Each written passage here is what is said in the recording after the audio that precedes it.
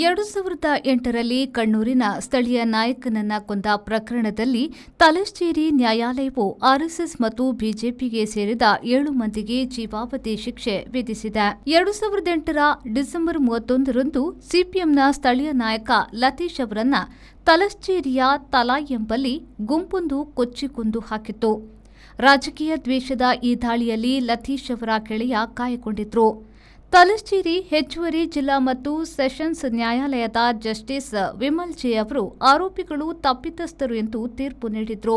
Sumit alias Kuttan, KK Prajesh, Bapu, B Nitin, K Sanal, ಸ್ಮಿಗ್ನೂಸ್, ಸಚೇಶ್ ಹಾಗೂ V Jayesh ಇವರುಗಳು ದೋಷಿಗಳು ಎಂದು ನಿರ್ಣಯಿಸಿ ಶಿಕ್ಷೆ ಪ್ರಕಟಿಸಲಾಯಿತು. ಈ ಪ್ರಕರಣದ 8ನೇ ಆರೋಪಿ ಕೆ ಅಜಿತ್ ವಿಚಾರಣೆಯ ವೇಳೆಯೇ ಸಾವನ್ನಪ್ಪಿದ್ದ.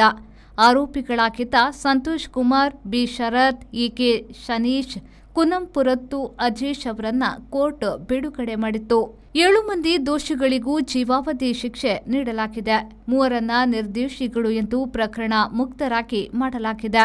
ದೋಷಿಯಾಗಿದ್ದ ಒಬ್ಬ ಮೊದಲೇ ಸತ್ತಿದ್ದರಿಂದ ಶಿಕ್ಷೆಯ ಪ್ರಶ್ನೆ ಬರುವುದಿಲ್ಲ.